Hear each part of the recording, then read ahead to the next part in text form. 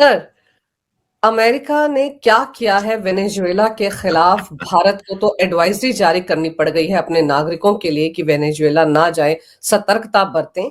लेकिन जिस तरह से डोनाल्ड ट्रंप ने अपनी पीठ थपथपाई है, क्या सच में अमेरिका ने बहुत ग्रेट काम किया है? एक राष्ट्र के अध्यक्ष को अंधेरे में जाकर किडनैप करके अपने देश में ले आए हैं। ये क्या वाकई बहुत बड़ा क्रांतिकारी कदम है?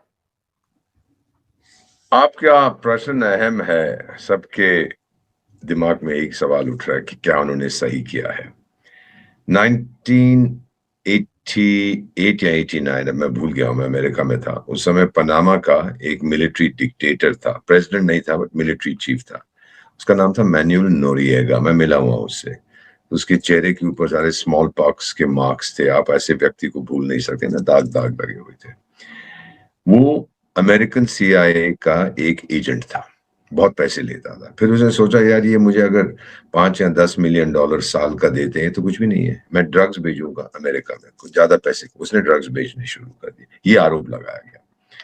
फिर अमेरिका ने कहा भाई ये तो ठीक बात नहीं है। फिर जॉर्ज बुश सीनियर के टाइम में वो गए, 20-25 अमेरिकन भी मर गए थे सोल्जर्स, क्योंकि पनामा की फोर्सेस लड़ी। फिर नोरिएगा साहब भागे और जाके मेरा ख्याल वेटिकन की एम्बेसी में छुप गए। वेटिकन ने बोला आउट, यहाँ हम तेरे को पनाह नहीं देंगे। फिर उसने अगले दिन सरेंडर किया। उसको ले गए न्यूयॉर्क में, उसका ट्रायल किया गया। उसको 40 साल की सजा हुई। ड्रग ट्रैफिकिंग, मनी लॉन्ड्रिंग सब मिला के वह 17 या 18 साल के बच्चे को जल्दी छोड़ दिया कि भाई तेरा बिहेवियर अच्छा है। फिर वो फ्रांस गया, फ्रांस ने कहा हमारे पास लाओ, हमें भी चाहिए आदमी। फिर 10 साल की सजा वहां हुई, फिर वो मर गया। वो पहली बार हुआ था। तो ये कहना कि ये पहली बार हुआ ये सच नहीं है। अमेरिका को तजुर्बा है। Basically America doesn't care. Donald Trump ने कहा कि ये आदमी, इसके ऊपर 4 आरोप लगाए थे। ये फिर से एक न्यूयॉर्क कचहरी ने उसको, जिसे अंग्रेजी में कहते हैं, इंडाइट किया था। चार्जेस लगाए थे, 4 थे मेनली। एक, तू ड्रग्स भेजता है अमेरिका को। दूसरा, तू आतंक को प्रमोट करता है। तीसरा, तो हथियार बेचता है यहाँ पर। और चौथा, जो गैर कानूनी तरीके से लोग आते हैं, इमिग्रेंट्स, तो उसको मदद करता है। हर 4 में से अब डोनाल्ड ट्रंप ने भी वही पढ़े थे, और फिर जो वहां की अटॉर्नी जनरल है पैम बॉन्डी, उसने भी लगा दिया था वेबसाइट पे। हर हर चार्ज पे सजा होती है बिटवीन 30 एंड 50 ईयर्स। अगर चारों पे ये गिल्टी पाया गया, और मेरा मानना पाया जाएगा, मिनिमम भी हो तो 30 प्लस 30 प्लस 30 प्लस 30, 120 साल इसको जेल होगी। अमेरिका का सिस्टम बेटा ये है कि अगर आपको 2 सजा हुई है, एक कचहरी से 10 साल, दूसरी कचहरी से 10 साल, इसका मतलब नहीं है कि दोनों साथ साथ आप सर्व करेंगे। आप पहले 10 करेंगे, फिर 10 करेंगे। तो ये तो खत्म हो गया। जैसे कहते हैं ना मूवी में, ठाकुर तू तो गयो। अब इसको लाया जाना चाहिए था कि नहीं, और कैसे लाया गया? मेरा मानना है कि मदुरो जितनी मर्जी छाती चौड़ी करके घूमता था, अमेरिकन ने काफी समय से प्लान कर रखा था इसको लाना है। ये ट्रंप साहब ने प्लान कर कुछ दिन पहले लाना चाहते थे, फिर बीच में क्रिसमस आ गया। फिर उसने नाइजीरिया पर बॉम्ब फेंकने शुरू कर दिए कि आप लोग क्रिश्चियंस को मार रहे हैं। अभी क्या है, इससे मैसेज क्या गया है? अपनी गिरफ्तारी से 1 घंटा पहले वो मिला था, या 2 घंटे पहले, चीनी राजदूत से। चाइना को मैसेज चला गया, देख टाइगर, तू तू जो मर्जी कहता रहे, बड़ी बुरी चीज है, मत करना। अच्छा हो गया, चलो कोई बात नहीं, अगली बार मत करना। तू तो बड़ी बड़ी डींगे मारता था, क्या किया तूने? चीन कुछ नहीं कर पाया। ये पूरी दुनिया को मैसेज है कि हम बात करते हैं मल्टीपोलर मल्टीपोलर, वो लोग कुछ बकवास है, सब टोटल नॉनसेंस। अगर आज की दुनिया में किसी के पास आर्थिक ताकत है, मिलिट्री ताकत है और सोशल ताकत है, वो अमेरिका है। अमेरिका को पसंद करें, नापसंद करें, मोहब्बत करें, घृणा करें, ताकत उसके पास। और कोई कुछ नहीं कहा। यूरोपियन यूनियन चुपचाप से बैठा है। और ब्रिटेन का प्राइम मिनिस्टर बड़ी बड़ी डींगे मारता था। अच्छा, मैं ट्रंप से बात करके पूछता हूं कि मुझे क्या कहना चाहिए। बेवकूफ, अरे मुंह बंद रखा अपना। भारत ने अभी तक कुछ नहीं कहा है ऑफिशियल स्टेटमेंट। मेरा ख्याल आज आएगा, बट बड़ा ब्लैंड स्टेटमेंट आएगा कि देखिए ये जो है, सारी दुनिया को अंतरराष्ट्रीय कानून का पालन करना चाहिए। अंतरराष्ट्रीय कानून क्या है? वो संयुक्त राष्ट्र के चार्टर में है कि किसी दूसरे देश की अखंडता पर आप हमला नहीं कर सकते, लेकिन इसने वेनेजुएला की अखंडता पर हमला नहीं किया।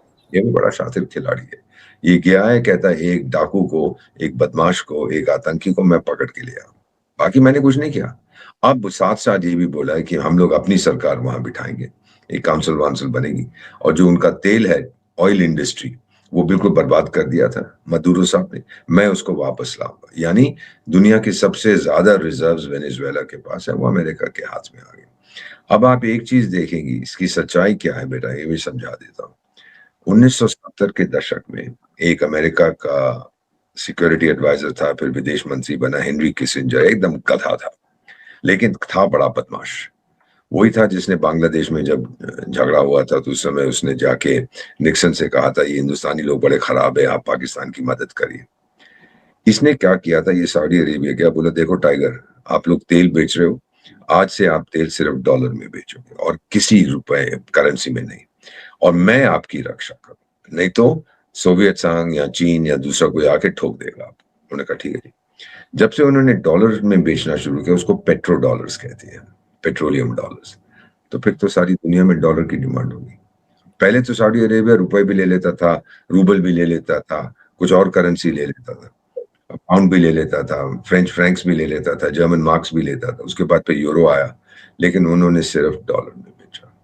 सबसे पहले शुरुआत हुई सद्दाम हुसैन के साथ। उसने कहा, देखो टाइगर लोग, जो इराक का जो शहंशाह था, जो डिक्टेटर था, कि अब मैं जो तेल खरीद रहा हूँ क्योंकि अमेरिका से मेरी दुश्मनी है, जो तेल बेच रहा हूँ, अब मैं वो बेचूँगा, मैं रूबल में भी बेचूँगा और यूरो में भी बेचूँगा। यूरो आ चुका था तब तक। अब मैंने कहा तेरी ऐसी की तैसी है, तो आपको पता है उसके साथ क्या हुआ। कुछ देर के बाद गद्दाफी साहब लीबिया के, उन्होंने कहा मैं गोल्ड दिनार में भी, मैं उस समय वहीं था, गोल्ड दिनार बनाया, मैं उसमें बेचूँगा। आपको पता है उसके साथ क्या हुआ।